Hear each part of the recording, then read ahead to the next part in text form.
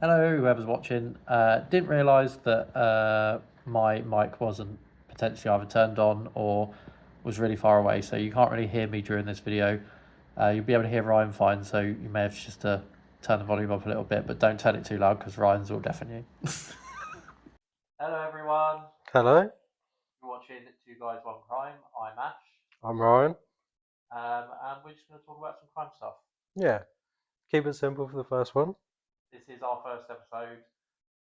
What you're going to really expect is just two people waffling about crap, to be honest. Pretty much. We'll go in depth on some crimes later on.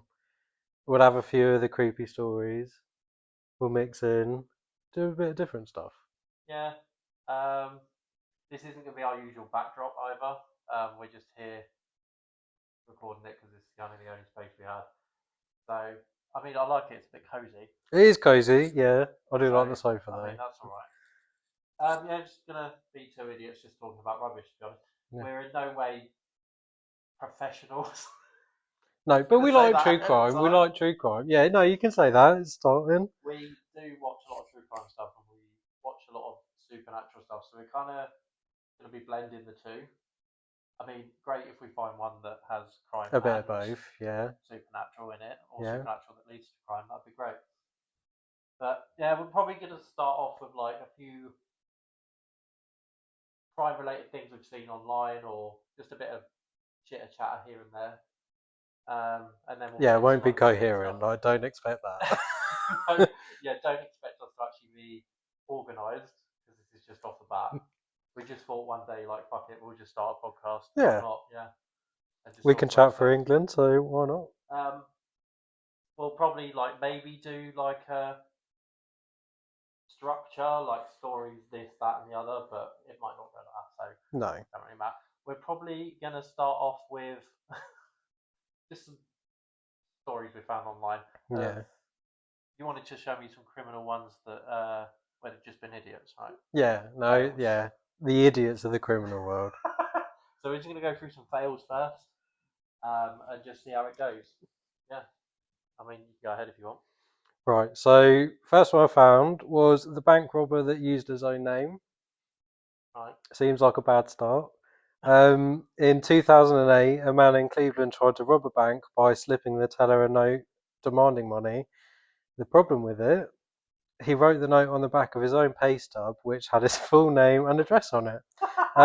Police didn't even need to investigate, they just showed up at his house. Yeah, that. What? So you just gave away everything? So on the back of his payslip, Yeah. he wrote a thing demanding money, like don't know what it said, but I want money. Handed it to the person at the bank. Right. They've obviously taken it, reported it to the police, and it's on the back of his payslip. So he's like, screwed up from the get go. What dickhead? Um, Another one I found. So the disguised burglars. Two men in Iowa decided to rob a convenience store in 2009. For disguises, they rubbed their faces with black permanent marker. They were caught within minutes, mostly because everyone in town could clearly see the two guys with marker all over their faces running around. Like a really shit version of Batman. Yeah. Go on, next one. Um, the robber who tried to rob the same store twice. Right. Never go back to the scene of the crime. I feel like that's, real one. In 2012, an Australian man robbed a convenience store, got away with some cash, and then decided to come back the next day to rob the exact same place again. The same cashier was working, recognised him instantly, and hit the alarm. I mean, he got away with it the first time, right? Yeah, but as if you get that much money in an overnight refill. No, Like, yeah. it Well, I depends don't what know. time They you got came robbed, back. so they probably did Well, it depends refill. what time you came back the next Yeah. day. Like, if it's at the evening shift, I mean, all it's a day worth of dopey money. mistake to make anyway, isn't it? Um, So last one, oh well, I've got another one, but I've got a bit more into that one, so I'll do another one. The mask made of underwear. I think I saw this one. Yeah, I This one in the remember hearing news. about it in the news. Well, I mean, you can tell why it made it. In 2015, a man in Kentucky, all in America, tried to Don't rob think it. we can really say that. It's fine. No, not all Americans are criminal, but I mean, like, no, there's a lot of people there, so they're going to have more crime, I aren't don't they? think we should really start One on was in Americans this Australia. early into No. the pod. Don't mention Trump. Um, yeah, anyway, so in 2015, a man in Kentucky tried to rob a liquor store with underwear on his head as a mask. The underwear was see-through, so security footage showed his face perfectly. How though? Because right, To be fair, though, it makes sense because you've got to be a certain level of an idiot to commit the crimes in the first no, place. that's not But what I was this going to is say. I was going to say like, how is it that normal cameras can pick up a fucking oh face yeah. full of thing, and you can see the moon with your fucking camera? Yeah, But surveillance can't pick up shit no, when it I comes to know. a full actual face. So for some reason, it was able to pick up a man. Yeah, but with maybe the underwear on clear his underwear face. made it clearer. You never know. Okay, because it's magically HD. Well, Right. George, I've got a few as well. go for yours. These are 10. Yeah. 10 of the stupidest criminals. Now this one's called Maganga Maganga. No idea what that is. No, it says on a sunny day in March, Maganga. That'd be why. Cause It's his name, yeah. It's not a thing, it's a person. 7-year-old boy in Omaha, Nebraska, decided to stick a gun in the face of a woman who was taking her son to school. Demanding that she give him her car. She, of course, obliged, and the boy was about to take off when he realised the car had manual transmission. Oh no. Oh no. Which he was unable to drive. He tried to fumble around with controls, but after moving the car only a matter of yards in a few minutes, he decided to bolt on foot, but was eventually caught by authorities. But if you get into a car and you can clearly see it's fucking manual. Well, one, I think if you're going to rob a car, you should be pretty confident you can drive whatever you get into. Yeah, but this is in America where every car is, I'm assuming. Oh, when I'm automatic. starting on America, No, I'm not okay, starting on okay. Americans, but majority of their cars are automatic. I'm Yeah, assuming. I did grow up here, and Americans can't turn, so it's every road's a straight line, and they don't. Fucking But hell, like very pointed comments towards Americans right now. no, I didn't say it. I'm just saying I grew up hearing about it. Don't know if it's true or not. Next one's called Derek Mosley. Yep. Planning is hugely important when trying to pull off a crime, and it essentially, to the success of the act, every detail must be well thought in advance. I mean, Yeah. no, Yeah. that doesn't happen. But Derek Mosley didn't place very high importance on these things before he decided to rob a gun store, armed with only a baseball bat. I don't have to read the rest. Yeah, that's a bad start. Seeing as it was a gun shop, the manager pulled a gun on would-be robber, kept him in his crosshairs until authorities arrived. Yeah, You know what yeah. that reminds me of? You know that scene? Is it Crocodile Dundee where he's like, "That's not a knife. This is a knife." I watched it when I was very little. I couldn't tell you. That's what that shit reminds me of. Yeah. Could you imagine he's there going, put the thing up. And He's got a baseball bat ready to go, and the guy's like, guy's got a fucking shotgun in his Yeah. nose. Joey Miller and Matthew McNally. These men were likely behind the worst. I'm going to read that up again because my fucking go for it. brain just fell It's out of fine. my mouth. These men were behind likely the worst and least thought out disguises in the history of crime. When committing their misdeed, they didn't use masks, hoods, or balaclavas, typical of most criminals, but instead chose to draw on their faces. I've got this permanent You've got the marker same one, yeah, yeah. We'll skip that one then. Okay. Mark Smith. Breaking into homes where it can be tiring work, but most criminals are smart enough to wait until they get home before taking a nap. Oh no. Not Mark Smith though. 2007, Smith, who was high on Valium and drunk on vodka. Right. Have you ever taken Valium before? I haven't, no. I have taken hay fever tablets, drunk, and then fell asleep outside in a wheelbarrow, so I can imagine it's the same kind of thing. So I tried Valium once, Yeah. and it was after a long period of just not sleeping, and my friend gave it to me. Not a doctor then. And I took it, felt no difference whatsoever. In fact, it made me more energetic. Okay. So I don't know what that's about. Maybe I've got a defect or something. Yeah, well, I mean, you can't be drugged, so I'd say that's pretty handy. You are? You can't be drugged, so I'd say that's I've quite been drunk handy. before. Oh, okay.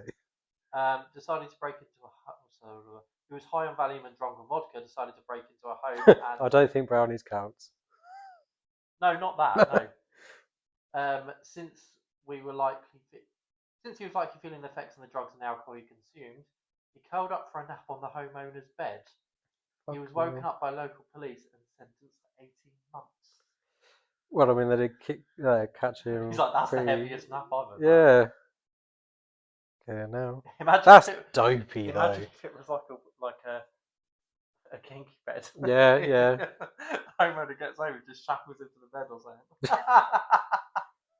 Yeah, or automatic shackle in bed. He would have been led there like, fuck. What, like it's one of those fucking robot bed things, robot isn't it? science Yeah, fucking cartoon beds.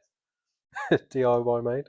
In August 1995, a man in Berlin decided to rob a bank with a handgun. Now this acted out with pretty standard bank robbery until the tellers asked him, "Do you need a bag?" To which Schmidt responded, "You're damn right it's a real gun." "You're damn right it's a real gun." But they said you need a bag. We'll get into it. Okay. This made it obvious to the tellers that the robber was deaf. Oh, okay. With this new realization, they sounded the alarm to notify the police, while Schmidt was none the wiser.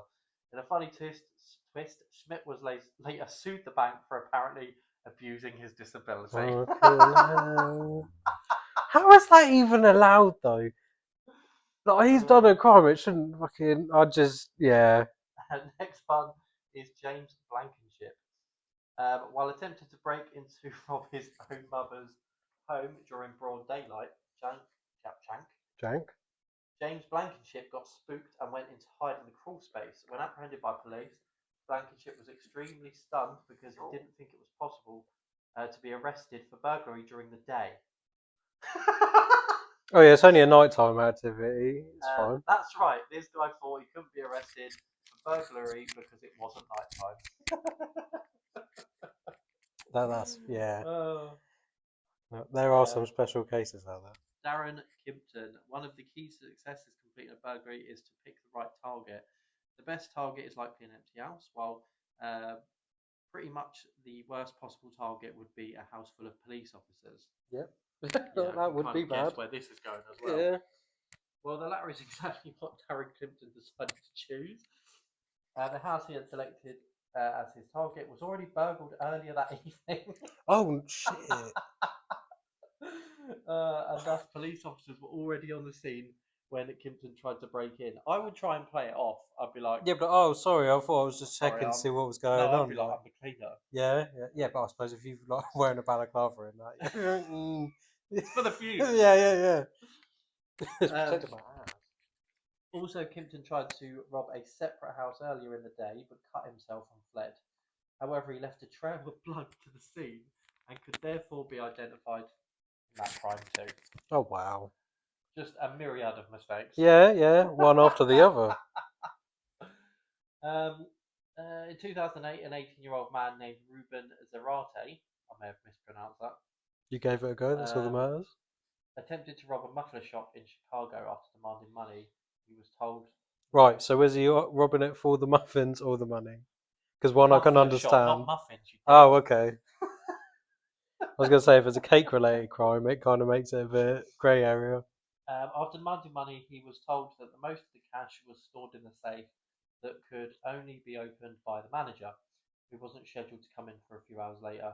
To have himself some trouble, Zarate left his cell phone number at the store to call him back once the manager arrived. Of course, the store was first called the police and then called Zarate back. When he came and noticed the police were waiting for him, he engaged in a brief shootout with the cops before eventually being arrested. I don't think I would even engage with them with the shootout. I would just be like, okay, right, you got me. Yeah, I think. See, this is it though. But then, if you're that thick, you're gonna push it. If you've got a remote like bit of brain cell, you're gonna put your hands up and be like, "Yep, I fucked up." Albert Bailey. In 2010, Bailey was an unnamed juvenile accomplice decided to rob a bank in Fairfield, Connecticut. But in an attempt to speed up the process of the crime, Bailey called the bank in advance to let them know he was coming to rob it. Why would you do that? So I've noticed one thing, and I'm not pointing it. Like, no hate to Americans, Krispy Kreme, Starbucks, Twinkies. You've done good. Every one of these, apart from like the two in Australia and that, all in America.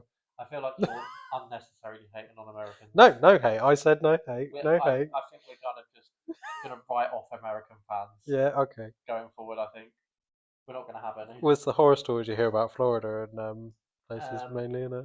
his obvious intent was to give the bank plenty of time to get the money ready so he could pick it up when and leave quickly. Of course, the bank decided to call the authorities and notify them of the robbers' arrival, and the two men were arrested by police without incident. I mean, at least they didn't push their luck when they got caught. Number one. This is the last one. Yep. Stupidest criminal out there has got to be Dennis Hawkins, a 48-year-old man who tried to rob a bank in Pittsburgh. Hawkins clearly didn't get the memo about needing a good disguise No, no. that could clearly blend into the crowd after the crime, as he chose a woman's blonde wig, fake breasts,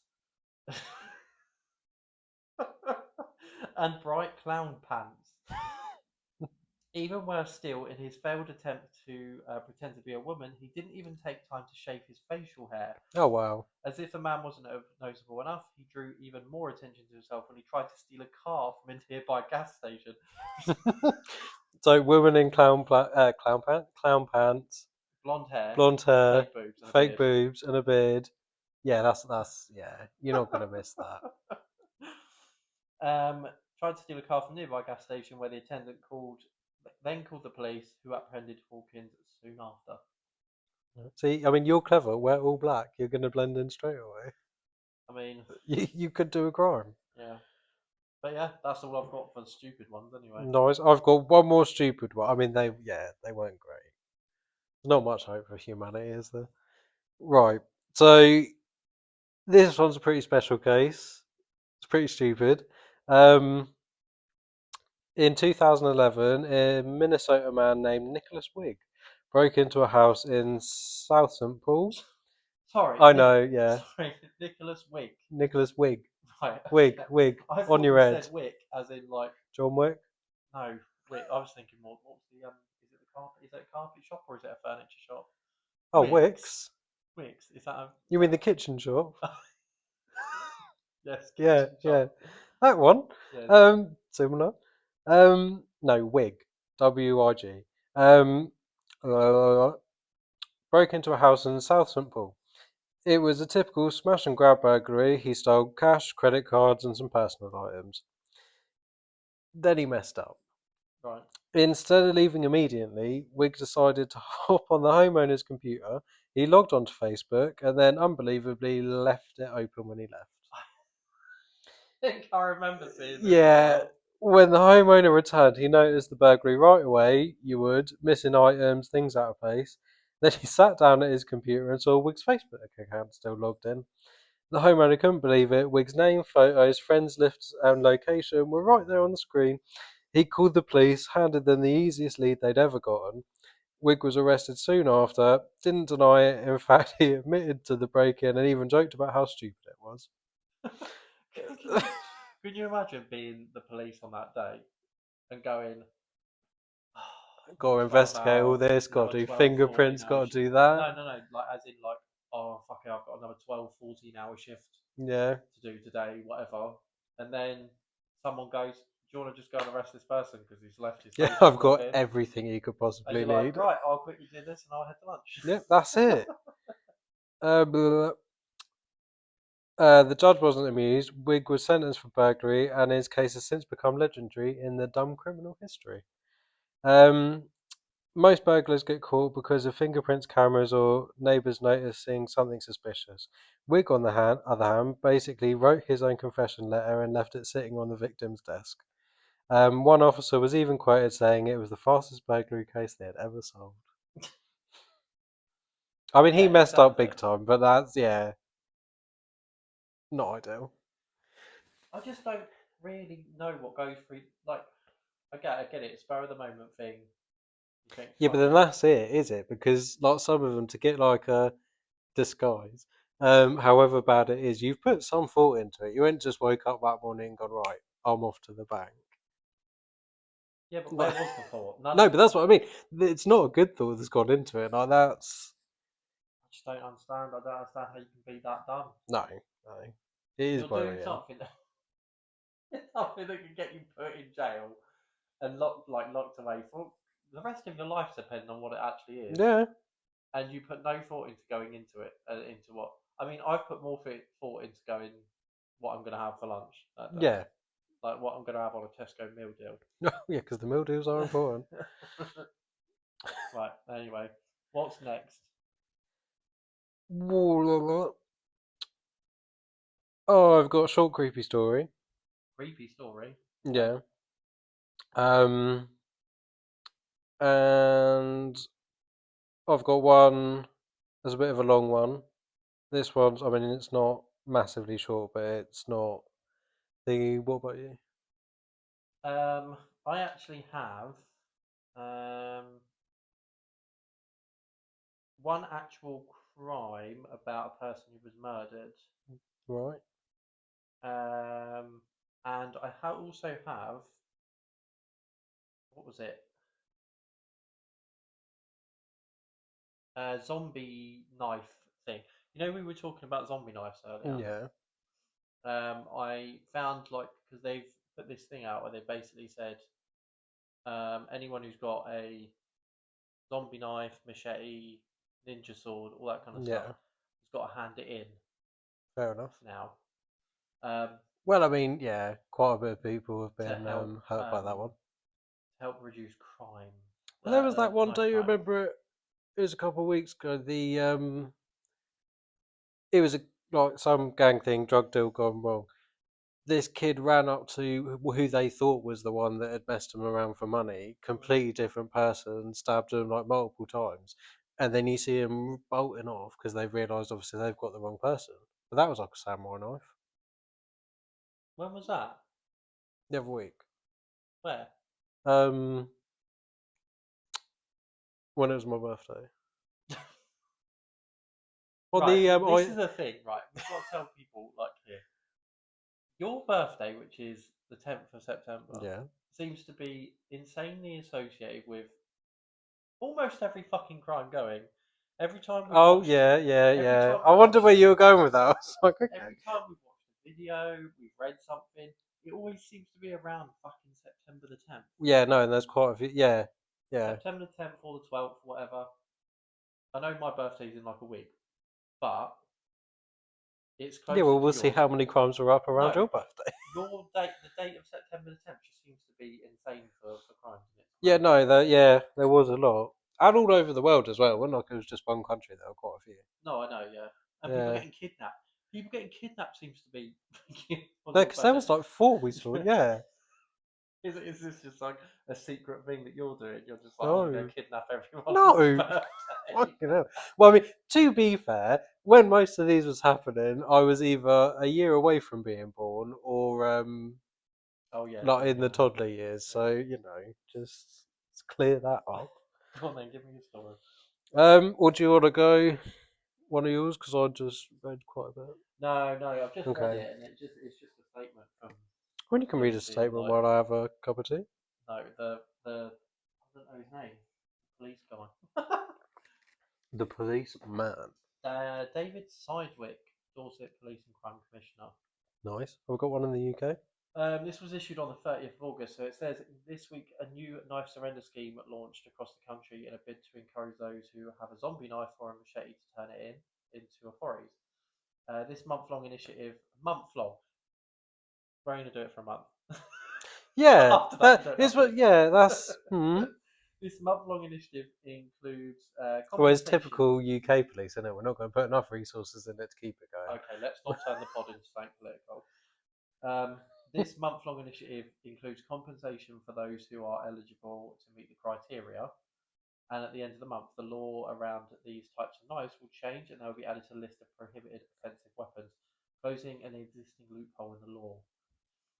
In Dorset, these weapons will be surrendered at 3 police stations, Bournemouth, Port and Weymouth, until September 23rd. I strongly urge anyone in possession of one of these weapons to hand it over. Carrying a knife of any kind puts you in danger of getting seriously hurt or even killed. If you know someone who carries a knife or any description, please talk to them and encourage them to surrender these weapons. they are only increasing their risk for getting injured or injuring someone else by taking a knife out with them. And then there's just some stuff about how they want to try and reduce knife crime. But The problem is though, it's not dangerous in itself. Like a rock's not dangerous. Is if you put it in the hands of someone who's willing to do something stupid, then it's dangerous. Like not being funny, samurai knife like in the set, it's like it looks lovely as like a centerpiece sort of thing. are you saying? No, I'd have one, but I'm not gonna. No, I'd have like the little one where it has like the big one, the medium one, and then the diddy one. Like I'd have that. It looks nice. No, I'm not saying I'm gonna grab one and then go like. no. But what you've just said is it's okay to have an offensive weapon like that. Just don't put it in the hands of someone who's potentially going to kill someone. Well, I'm just saying don't give it to idiots. Is the thing. Do your Like, do you know what I story. mean? If you're gonna have it, like, go do like fucking. I say this for everything. Have like a psychiatric evaluation. If you're dangerous, they're probably going to be able to tell. If you're not, you're just having it as like a display thing, isn't it? It's harmless. Right. Okay. So this one's called The Last Ride. On a cold October night in 2016, 22-year-old Hannah Lloyd called for the rideshare. She had just finished a late Is there a night. reason you've gone into like narrator voice? Yeah, because I'm dyslexic, and if I don't focus, it's going to go to shit pretty fast. Yeah, because if I don't enunciate, I'm going to get all tongue-tied, and then it's going to end up a big like wobble, or I'll get distracted and start Well, no, talking. I'm You know, largely yeah, fine. Go just ahead. fine. Hannah Lloyd called for a rideshare. She had just finished a late shift at a downtown restaurant and didn't want to walk the 6 blocks to her apartment alone. 11:47 p.m., a silver sedan pulled up outside. The driver smiled, waved, she got in. That was the last time anyone saw her alive. The rideshare app showed her trip as in progress until 1:13 a.m. Then the car disappeared from the GPS. Her friends reported her missing by morning. Police began tracing her digital trail. That's when they noticed something odd. The car she entered wasn't registered to the company she ordered from. It was an almost perfect copy. Same stickers, same dashboard light, even a fake driver profile that synced up to the app. Whoever picked her up knew exactly how to mimic legitimacy. For days, the city searched. They dragged the rivers, scoured alleys, interviewed dozens of drivers, nothing. But then a woman 3 neighborhoods away reported something strange. A car had been idling outside her apartment every night around 3 a.m. The same silver sedan. Each time she peered through her blinds, the headlight clicked off, like the driver knew she'd been spotted. When detectives canvassed the area, they found security footage from a nearby gas station. At 2:41 a.m., the night Hannah vanished, a silver sedan rolled in. The driver never left the car, but in the back seat, barely visible, was the outline of a passenger slumped against the window. The next break came a week later. A jogger found a phone half buried in the mud. Along a wooden trail, it was Hannah's. The last video on it was only 6 seconds long. Blurry, dark, but you could hear her whispering, "He's not taking me home." Then the screen jerked violently. A man's voice, low, impatient, "Put that away." Then the video cut. Her body was eventually discovered in an abandoned drainage tunnel just outside the city. The same sedan was later found stripped and burned 2 counties away. The driver was never caught. To this day, police still receive tips. Some claim to have seen the same silver car lurking outside bars, restaurants late at night. Others swear they were offered rides by a man whose face never quite shows up on security cameras. And every October, when the anniversary of Hannah's disappearance rolls around, someone leaves fresh flowers at the entrance to that tunnel. No note, no name, just flowers. Ew. Was that supposed to be a spooky one? That was, yeah. Bloody hell. Well, it was meant to be a more like realistic spooky one, but yeah.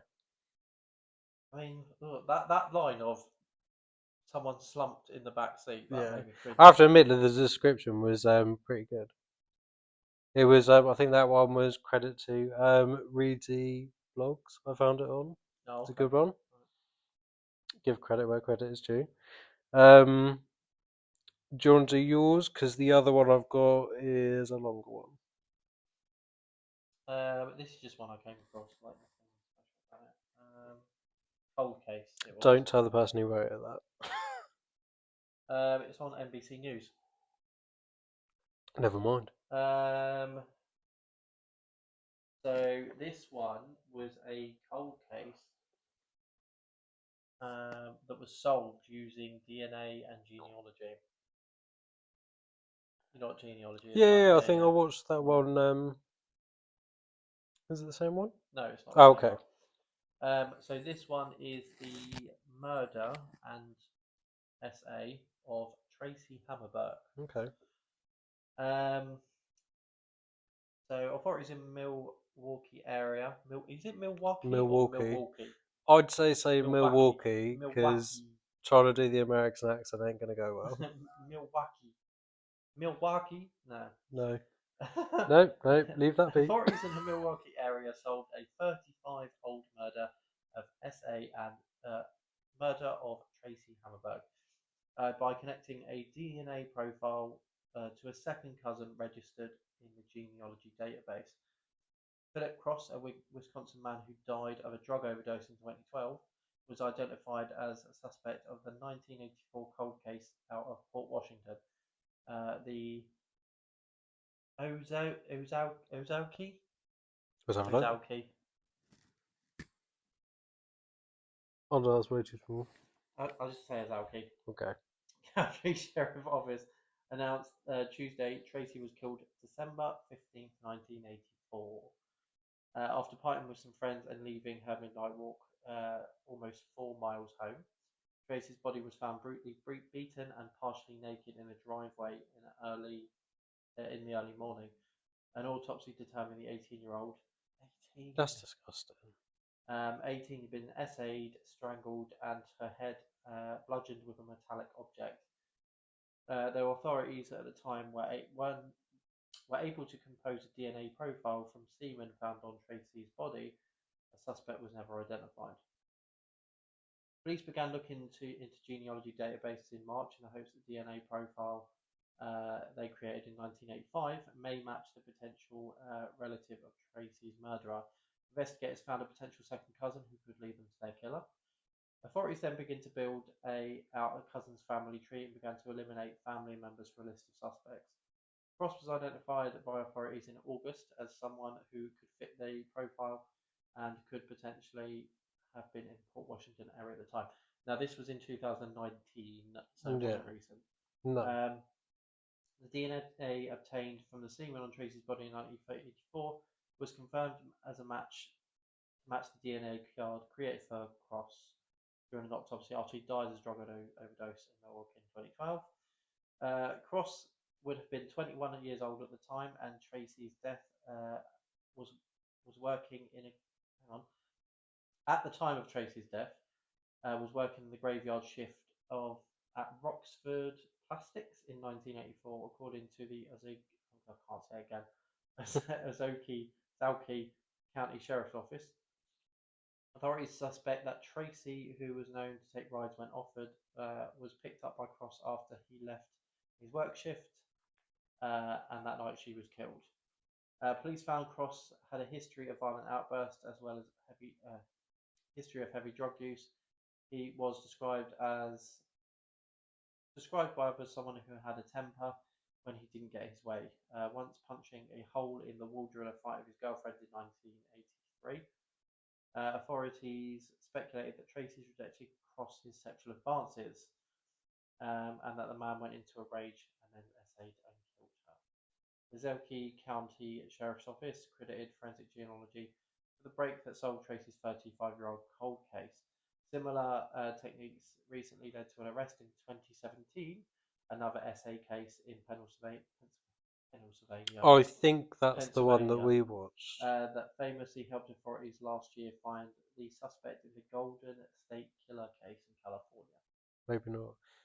We're going to talk about it because I feel like that one needs to have a little go into. But it's like that other one because I think it was a 9 or 10-year-old girl. Same kind of thing happened to her. It was a young guy. Like I think she was bringing a present to her teacher. Yes. Yeah, and it was the genealogy stuff helped solve that one. But again, the prick had died, couldn't really like, you know, be put to like court, all of that. But I mean, I think the family were like they were happy to know Yeah. who it was, but it's always too late. But then, like what I noticed in that one, there are the signs in the beginning when they're willing to like lose their temper near their partners and stuff. They're getting done for other things. There are signs there. They let them go, and then they end up doing like Yeah, but if horrible you things can't like do anything this. about No, it, I then know, but it irritates me. I hate it, and it's a horrible thing to go through, like in any way. But it's messed up. Is the yeah, best way I can put that. like I Like, know what you mean. It's kind of like, well, because it's that other guy. He was same age, I think, but he was working like in the town bar for like the next 20 years. Lived and no, that died was there. the same person. Okay, well, yeah, but around everyone, he's done this to like a 9-year-old. He's working at the bar, talking to people like a few streets away from her parents and everything. Like, just Yeah, but like you've got to kind of see it as, yeah, all right, they're now dead and they can't really be. no, it's they've got away with it for No, so long, no. and they've got to live their But the fucking thing is, life. they're now dead and they haven't. They're not harming anyone else. No, So the no, I way you can know, look at yeah. it is, at least they're dead. You know. I know it's wishful thinking and stuff, but I wish you could do something about it. The people that are capable of this beforehand and stop these things ever happening because it's You'll never horrible. stop No, it. I know. Like I do work on that, but it's just sick bastards. Have you got any more? I don't know, yeah, I just don't like them. I think it's horrible. But girls, if you have pepper spray, use it, kick them in the balls, and do it hard. Um, so the other one's quite a long one. I think I'll have to do part now, and then can do the rest another time. So this one is called The Thing at the Window. Is this a story, a spooky story, This is or this is a story. This is a spooky story. It's not based on anything real. okay? All right. Just a bit of the creep factor for everyone. Right. Mara lived alone in a small apartment on the third floor of an aging brick building. The place was quiet, almost too quiet, with thin walls that creaked at night. She had lived there for 6 months without issue until the tapping began. You can do the tapping. Wait. When it comes, wait for it. Really well organised. It started one night at 3:12 a.m. exactly. A faint sound at her window. What is it? The tapping now? Yeah. That's great. That's great. Um, at first she told herself it was nothing, a loose cutter maybe, or a bird. But it happened again the next night, and the night after that. Always at the same time, always at a steady rhythm.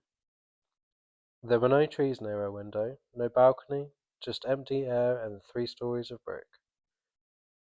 By the end of the first week, Mara couldn't sleep. She would lie there staring at the blinds, her heart pounding, waiting for the sound. It always came, and it always stopped the second she sat up, like whatever was making it knew she was listening. Finally, one night, she gathered her courage. When the tapping started, she pulled the blinds aside fast, like ripping off a bandage. What she saw froze her blood. A face, pressed against the glass, pale, almost grey, as if it had never seen sunlight. Me.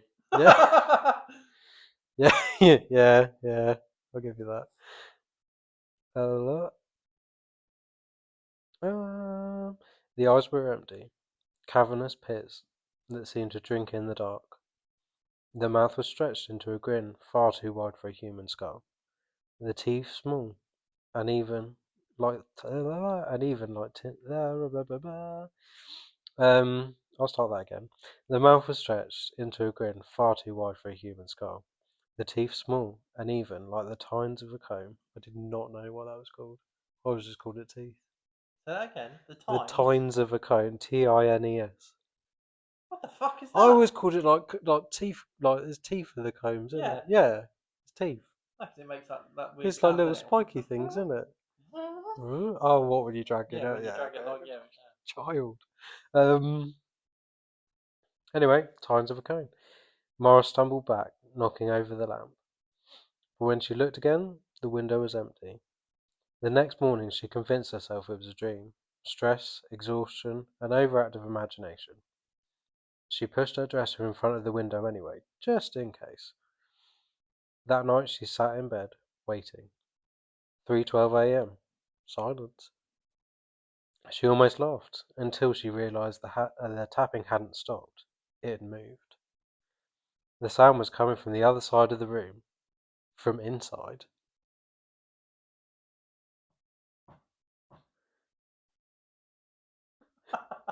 Her dresser shook just slightly. The sound was coming from behind it, as if something were inside the wall. Mara didn't sleep again that night. Oh, I wouldn't either. Over the following week, the tapping grew bolder.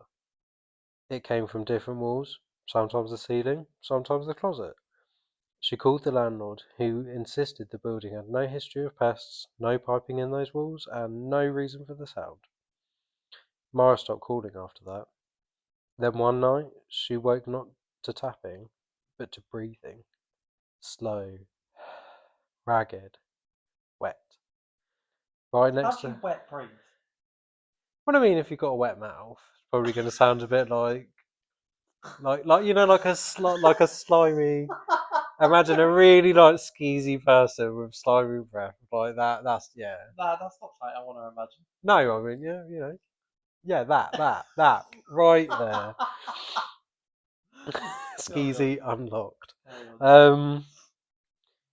Right next to her ear. She didn't dare move, didn't dare breathe back. After what felt like an eternity, the sound stopped. When she finally turned on her light, the room was empty, but the blinds had been pulled up halfway, and the window was unlocked. Did you sniff your finger? No, I was trying to hold in a Oh, yawn. okay. Rude. The next day, she found long, greasy smudges on the glass, like the prints of hands, pressed too hard, leaving streaks as they slid away. Like, ugh. Now I'm imagining the sound of when when you put your hand and you slide it Oh, down. and it makes her like, yeah, yeah. Yeah, but right, okay. Funny because it sounds like a fart in the middle of the night when you creep down shit and you've seen a face up against your window. Pretty creepy. And she is a few stories up, you know. Yeah, funny sound. Um, that night, Mara did something she swore she never would. She set up her phone to record while she was sleeping. Would you ever do that if you found something creepy? What, record myself sleeping? Yeah, like would you want to know? No, Because you could live in ignorance, or you could see some creepy no, shit. because I know for a fact if I started recording myself trying to sleep, I would not sleep. Oh, okay, fair enough. Because I'd be too conscious that there's a fucking camera looking at me. Yeah, I'd be doing that for a no, fair enough. Yeah, be like, what you looking I at? keep looking at the camera like, is it on? Is it recording? Is Yeah. it on? Yeah. I don't. I mean, I know it's not the same thing, but I like the watch that monitors your sleep and stuff because it doesn't do anything like that. You just wear it, you're good. No, I have to take everything off when I go to sleep. Fair enough. Ash for fans coming soon. Um.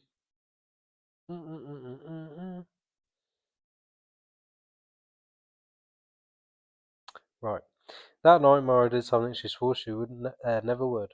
She set up her phone to record while she slept. The next morning, she almost deleted the file without listening, but curiosity won. The first few hours were nothing, just her turning in her sleep. Then at 3:12 a.m., the tapping began, slow, steady, but then a voice, low, distorted, right against the microphone. Let me in, Mara. She dropped the phone. It wasn't possible. She had never given it her name. That was 3 nights ago. She hasn't left her apartment since. She barely eats, she doesn't sleep. And just now, she hears it again. Not tapping, not breathing, just a voice, right outside the window. I'm already inside. Ooh, gross. That's nasty, isn't it? I'm already inside the house. I'll be like, you creepy fuck. But right, so she says, "Oh, never leaving the apartment." I mean, just I get up wouldn't and want to fucking stay there move. with it. Yeah, I'd be gone. I just feel like, I mean, fuck this, I'm gone. yeah, because especially if you know some. I mean, I'm a dip. yeah, is what yeah, I'm doing. yeah. Especially if you know that creepy shit's going on there, Yeah, no, you I wouldn't stick stay. around. So there is a part 2, but we will do that next time. What are we at, like time wise? I don't know. I can't see from here. Oh, I wish I could, but the we're 4 in eyes aren't recording open. now. What? We're at 46 minutes. I think. Do you want me to do the part 2? Um. I mean, it's not going to take forever, but yeah. Yeah, do part Okay. 2. Why not? Right. Why not? Bonus part 2. It's not really a bonus. Is it? Well, We're I gonna do mean, it you know, anyway. it's fine. Right. This is a continuation of that one. Right. I'm in it. I'm in the zone. Do you want me to read this part? Do you want to read this part? Yeah, go on. Okay. Give you a Teamwork. break. After Myra stopped showing up for work, her boss reported her missing. When the police arrived, they found her apartment locked from the inside. Nothing broken, nothing stolen. The only strange detail: the phone was sitting on the nightstand, screen cracked, but still recording. The file was over 12 hours long, most of it was silent. But at exactly 3:12 a.m., there was tapping, then a voice, low, distorted, almost playful. How do you sound low and distorted and then almost playful? Let me in, Mara. Hello. Hello there. Let me in, bitch. Obi-Wan did it years ago. It's fine. After that came the sound of furniture scraping, a scream that cut off too suddenly, and then silence. So, Maybe not so whimsical. the officers listened with pale faces and they checked the window. It was locked, blinds half drawn, but the outside of the glass smeared with long streaks, like something greasy had been pressed against it. No fire escape, no balcony, just empty air. The fire ended at dawn, but the strange part is that it wasn't heard. But the strange part of it wasn't what they heard, but is what they saw. In the final seconds of the video, the screen flickered. For a single frame, Mara's reflection appeared in the back glass of the phone. Behind her, in her reflection, was something else. Pale figure, hollow eyes, grin too wide, standing directly at her shoulder. Police closed the case quietly, no evidence of foul play. Mara was written off as a voluntary disappearance. Okay. But her apartment didn't stay. Apartment? Did I just say apartment? You did, yeah. Her apartment didn't stay empty for long. I thought you were trying to say report, so. 3 months later, a new tenant moved in, a college student named Erin. Rent was cheap, too cheap. She didn't ask why. First night passed without issue. The second was restless. By the third, she was woken at exactly 3:12 a.m. at the window. If you didn't hear that, you tapped on the board. She told herself it was nothing. Wind pipes her imagination. What the fuck? What pipes? I don't know, but I'm thinking I need a desk. Why? Just to tap on. For effect. A whole desk just for Yeah. that. But the fourth night, the tapping came again, closer, louder. When Erin rolled over, bleary-eyed, she noticed her phone screen had lit up on its own. The recorder app was running. Timestamp read 3:12 a.m. And through the tiny speaker came a whisper, one word, stretched out like a smile. The end. Yeah. I quite like this. So what happened? What happened in the end? So the same thing's happening to her. I don't know whether. So the thing that was outside the window that got Mara, she's obviously something's happened to her when it said it's inside. She's gone. Someone from work's reported that she ain't come into work. That girl's moved into the apartment after her, and the same stuff's starting to happen to her again. Oh, yeah, but I don't get the whole recorder app was running, so that whatever is in there is set in the recorder app for them. Like they're not putting the recorder app on because it says she woke up and it was already running. Maybe. Have you ever seen what's that film? Oh, Sinister. Yeah. Where it has to be like seen and recorded to keep going. That's the Maybe only it's that film kind that of actually thing. genuinely scared the shit That out of me. 100% was like, I mean, that like Haunting of Hill House as well, but that was a series. But it is amazing. I remember I watched it with my mate Steph, Hmm. and I had to walk home in the dark after that. Oh And I was fuck only that. about 25, Hmm. but I've been watching horror movies and supernatural stuff Yeah, but since I that was one a hit kid. different. But it was seeing that bit where it like kind of looked out on the page like that. That Mm, scared the absolute living daylights out of me. But I remember it was we'd gone out into our garden for a fag, and don't smoke, kids. It's bad for you. and we came back. Um, we came back inside, and her pantry door, larder door, whatever you want to fucking call it, was wide open. And I No. don't normally you would sit there and go, "Oh, it was the wind. It was obviously the wind." Yeah. No, no, no.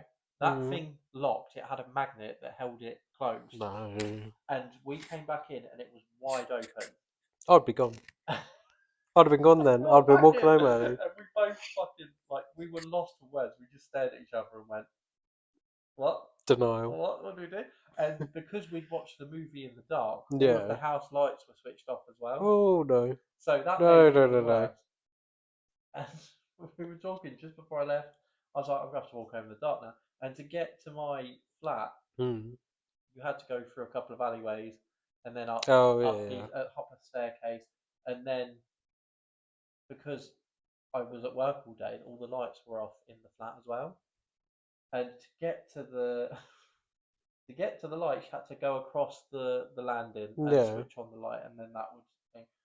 So I opened up the door and stood in the doorway for I'm going to say about 30, 45 seconds. Building up courage to And do I was it. like, do I attempt this or just shut the door and leave? I What bolted. we can do? Go get a hotel instead. I, I was that scared, more than likely. Fair enough. I bolted across, switched the light on, and I checked every single room in the house. I say house, it was a flat, but there was maybe 2 rooms that I had to check. Fucking But hell. yeah, I was absolutely terrified, and I slept that night with the light on. Yeah, Yeah, don't blame him. But it's one of the films. Do you remember the bit where, like, because he goes to pack up and leave and everything, doesn't it? Not spoilers, but it spoilers, been came out out a for while ages. ago. Yeah, but you know. But it goes and it kind of tricks you, doesn't it? Because he starts to leave and you think, oh, okay, right, they're going to be all right now. The film's going to end, and then there's a whole like fucking third act on it. I haven't watched anything after that because it's just trash now. But No, I would the Haunting of Hill House, 100%. I would watch that. Because there's that, and I think there's the Haunting of Blind Manor. That you need to at least watch an episode because I think you'll be pretty surprised by it. I don't know if I could cope. Like as I Mm. said, I've been watching this stuff since I was a kid, and it's never bothered me. But there's some things that could be real But that then trigger I me, think and that's then it. I'm I like, think nah, when this is done. horror's done well, it's not that in your face. Because I think like Blumhouse that do like the Insidious and all that, it's too in your face. It's too reliant on Oh, jump scares, it's so and shit now. Like, yeah, you need it where it's something. I think subtly and like the idea of what can happen is a lot scary because your mind goes wild then, doesn't it? yeah, and you find with these movies, especially like the horror movies that have come out lately, Hmm. everything is relying on jump scares and Yeah. sound. And I know, But to the point where you're watching it and you're like, right, there's going to be a jump scare well, in a sound minute. is effective. Like majority of the time, horror is sound Yeah. effects and stuff like that. But when you can Side note predict to the that, fucking jump scare, the Harry Potter where they strip away the background audio and play random songs on the back of it. what? Have you? Oh, so there's the bit where like Snape's in the classroom and he's doing the whole like potions lesson with like the kids when they're younger and that. They stripped away all the background music. I think it was like Destiny's Child or Sugar Babes or something they had in the background, and it just the entire tone of the movie has changed. It's fabulous. It's worth a watch. Oh, I'll I'll look up send on you it. I'll YouTube send then. you it. I'll look it up on YouTube. See what I can find. But sorry, what you're saying? Reliant on sound. Yeah, like it's just reliant on jump scares, and you can see them coming a mile off. Especially if you watch movie after movie after movie, Yeah, you get a sense of kind of when it's it coming. trains your brain to be aware for it, doesn't it? So then, Yeah, yeah, I think you need to, yeah. Then that's why I think those Haunting a Hill House and everything. It just it doesn't subscribe to that. Like it's done really well. I think it's definitely like Yeah. you're gonna watch I think I it. need to watch. I need to watch more like actual crime movies, Yeah. but not like fucking. Oh yeah, a bunch of guys go to a bank and they rob a bank, whatever.